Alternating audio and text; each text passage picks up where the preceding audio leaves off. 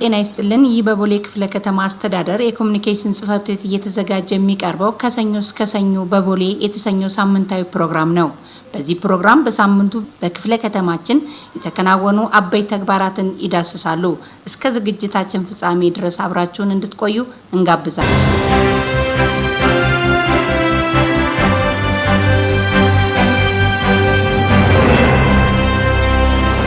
የአዲስ አበባ ከተማ አስተዳደር ከንቲባ ወይዘሮ አዳነች አቤቤ 26ኛውን የተስፋ ብርሃን የምገባ ማዕከል በቦሌ ክፍለ ከተማ ስራ አስጀመሩ። በማስጀመሪያ ስርዓቱ ላይ ከንቲባ አዳነች ባደረጉት ንግግር ባለፉት ዓመታት በከተማው የዜጎችን ተጠቃሚነት ለማሳደግ በተወሰዱ እርምጃዎች በቀን አንድ ጊዜ መመገብ የማይችሉ ወገኖች በተስፋ ብርሃን ምገባ ማዕከላት የምግብ አገልግሎት ተጠቃሚ ለማድረግ መቻሉን አውስተዋል።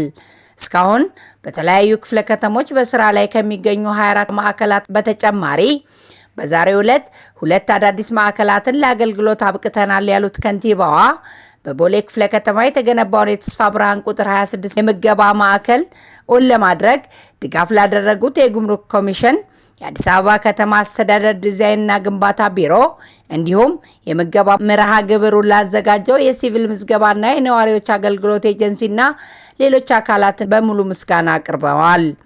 የጉምሩክ ኮሚሽን ኮሚሽነር አቶ ደበሌ ቃበታ በበኩላቸው ኮሚሽኑ በአዲስ አበባ ከተማ የሚከናወኑ ሰው ተኮር ስራዎችን በተለያየ መንገድ በመደገፍ ላይ እንደሚገኝ ገልጸው በቦሌ ክፍለ ከተማ ተስፋ ብርሃን ቁጥር 26 የምገባ ማዕከል ግንባታውን ወጪ በመሸፈን ለዜጎች ተጠቃሚነት እንዲውል አስተዋጽኦ በማበርከቱ ደስታ እንደሚሰማው ተናግረዋል።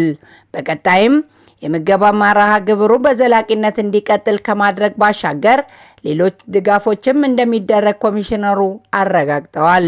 በክፍለ ከተማው ወረዳ 1 የተገነባው የተስፋ ብርሃን ቁጥር 26 የምገባ ማዕከል በቦሌ ክፍለ ከተማ ሁለተኛው የምገባ ማዕከል መሆኑን የገለጹት የቦሌ ክፍለ ከተማ አስተዳደር ዋና ስራ አስፈጻሚ ወይዘሮ አለምፀሐይ ሽፈራው የጉምሩክ ኮሚሽን ለማዕከሉ ግንባታ ላደረገው ሙሉ ድጋፍ እንዲሁም የትንሣኤን በዓል ምክንያት በማድረግ በማዕከሉ የተደረገውን የምሳ ግብዣ ላዘጋጀው የሲቪል ምዝገባና የነዋሪነት አገልግሎት ኤጀንሲ በክፍለ ከተማው አስተዳደር ስም ምስጋና አቅርበዋል። በስነ ስርዓቱ ላይ የጉምሩክ ኮሚሽን 4 ሚሊዮን ብር ዋጋ ላላቸው የመገልገያ ቁሳቁሶች ለአቅመ ደካማ ነዋሪዎች አበርክቷል። በሌላ በኩል ደግሞ የቦሌ ክፍለ ከተማ አስተዳደር ከኢትዮጵያ አየር መንገድ ጋር በመተባበር የትንሣኤን በዓል አስመልክቶ የምሳ ግብዣ አደረገ።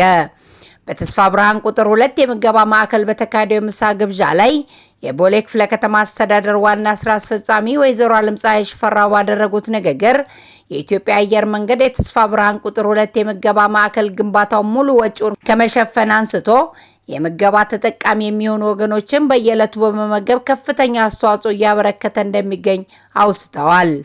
የትንሣኤን በዓል ምክንያት በማድረግ እንደከዚህ ቀደሙ ሁሉ የምሳ ግብዣውን በማዘጋጀት ብሔራዊ ኩራታችን የሆነው የአየር መንገዳችን አጋርነቱን ቀጥሏል ያሉት ዋና ስራ አስፈጻሚዋ የምሳ ግብዣውን የተሳካ እንዲሆን የአየር መንገዱና ሌሎች አጋር አካላት ባላበረከቱት አስተዋጽኦ በክፍለ ከተማው አስተዳደር ስም ምስጋና አቅርበዋል።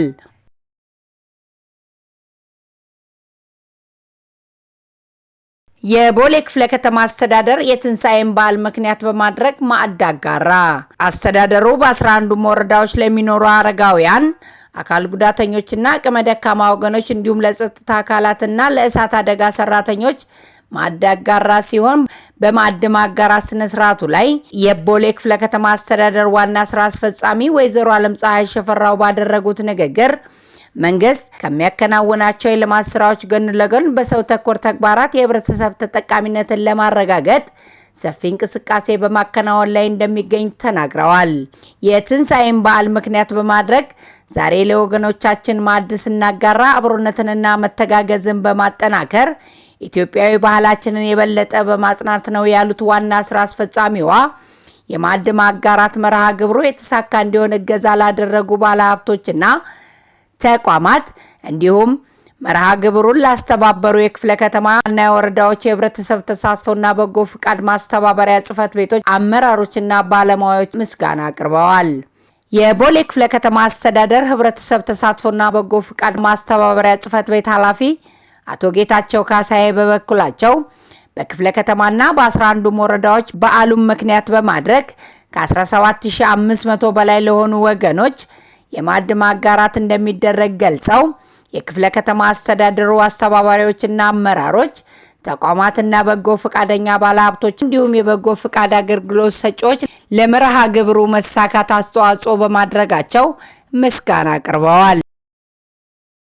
በአዲስ አበባ ከተማ አስተዳደር የምግብና መድኃኒት ባለስልጣን የቦሌ ቅርንጫፍ ከያኔት ልዩ ጥርስ ህክምና ክሊኒክ ጋር በመተባበር በወረዳ 14 ነዋሪ የሆኑት የአንዲት አቅመ ደካማ ነዋሪ የመኖሪያ ቤት እድሳት አጠናቀው አስረከቡ።